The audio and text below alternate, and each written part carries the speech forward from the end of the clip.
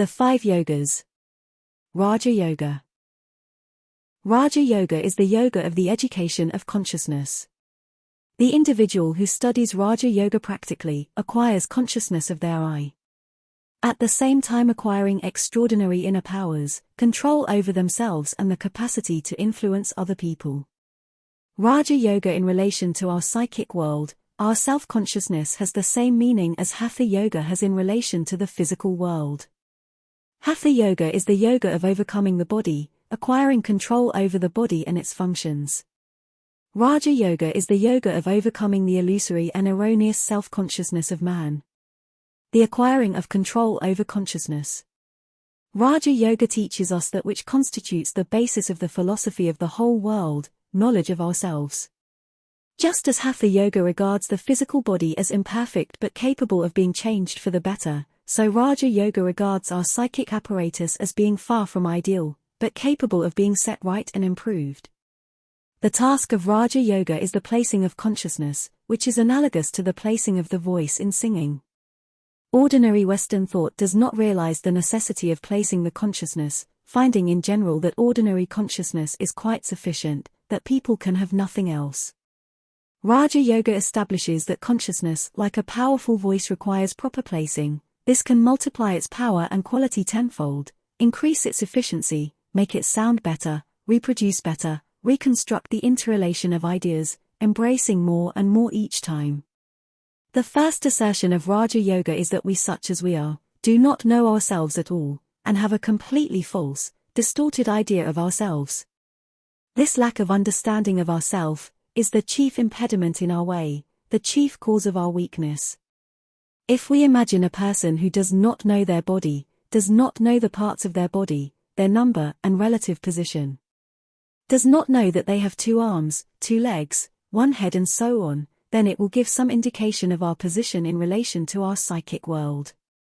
From the point of view of Raja Yoga, our psychic apparatus is a system of dark and crooked lenses, through which our consciousness looks upon the world, and upon itself, receiving therefrom a picture that in no way corresponds to reality. The chief defect of our psychic apparatus is that it makes us accept as separate that which it shows as separate.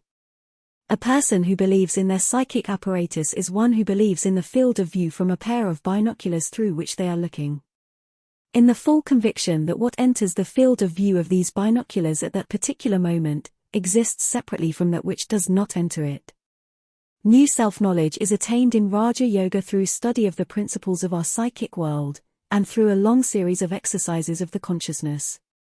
A study of the principles of psychic life show us the 4 states of consciousness possible, that in the usual Indian psychology are called deep sleep, sleep with dreams, waking state, turiya, or the state of enlightenment.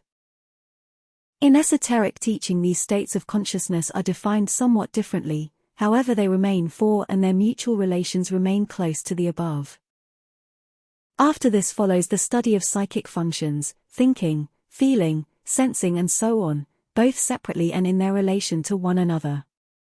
The study of dreams, the study of semi-consciousness and unconscious psychic processes, the study of illusions and self-deceptions, the study of various forms of self-hypnosis and self-suggestion, with the objective of freeing oneself from them.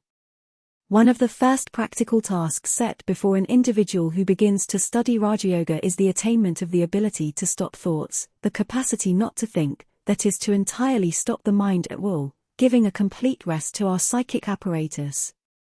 This ability to stop thought is regarded as a necessary condition for subordinating unconscious psychic processes to our will.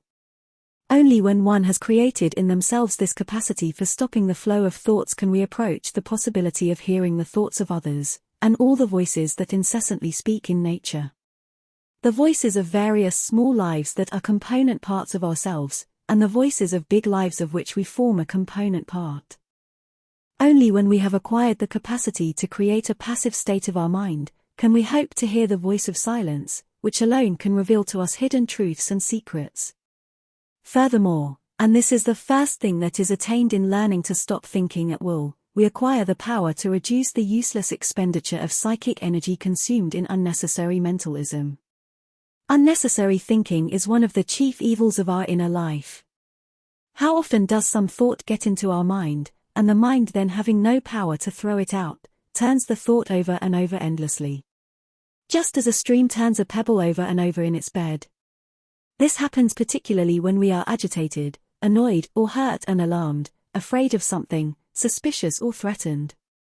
We do not grasp what an enormous amount of energy is spent on this unnecessary churning of the mind by some thought, of the same words echoing through our subconscious repeatedly.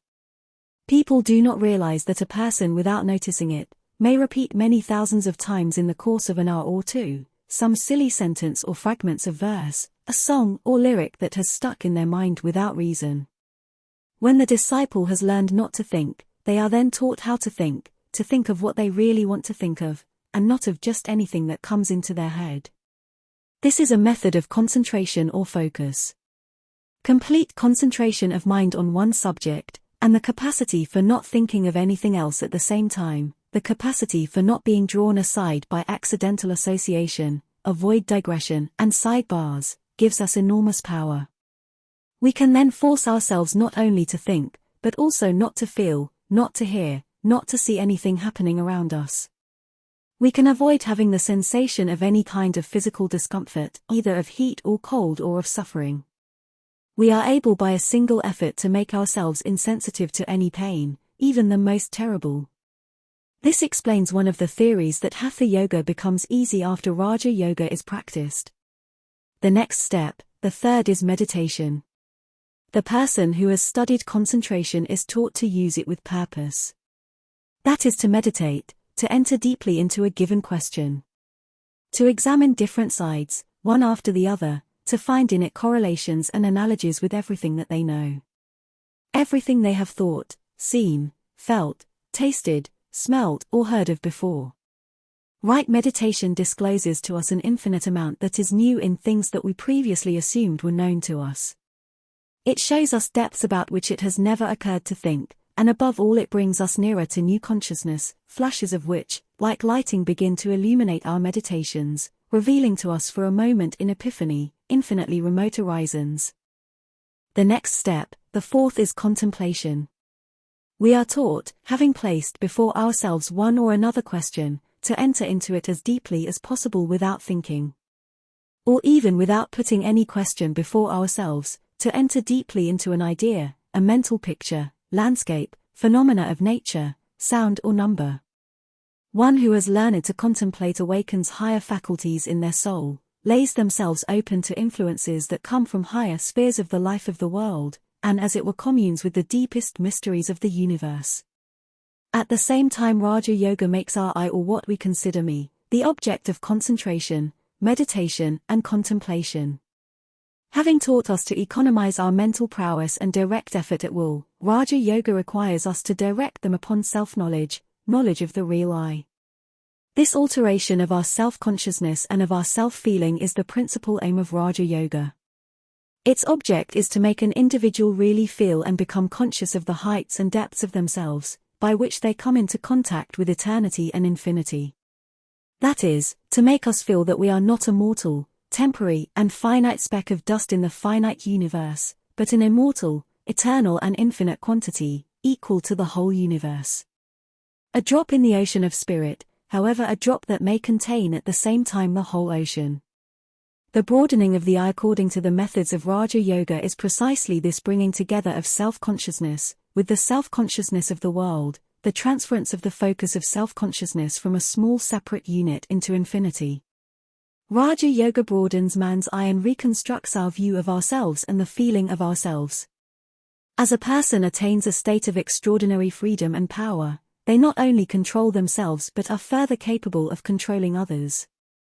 We can read the thoughts of other people, whether they are near or at a distance.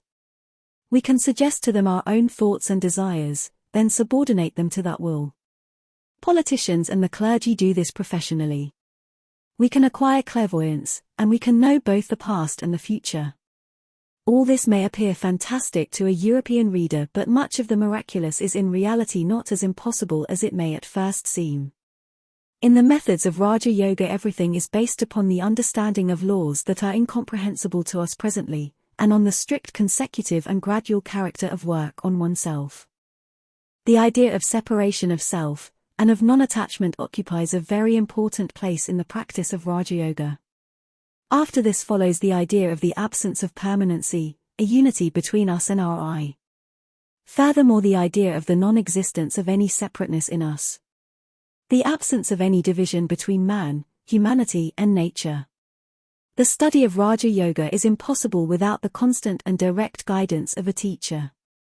Before the pupil begins to study themselves, they are studied by the teacher, who determines the way that must be followed, that is the sequence of exercises that must be completed, since the process can never be the same for different people.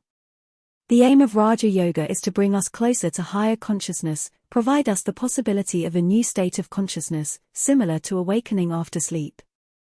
As long as we do not know the taste and the sensation of this awakening, as long as our mind is still asleep and locked in habit, then Raja Yoga aims at making the idea of awakening understandable to us, by sharing the stories of those who have awakened. Teaching us to recognize the fruits of our thought and activities that are entirely different from the result of the activity of ordinary people.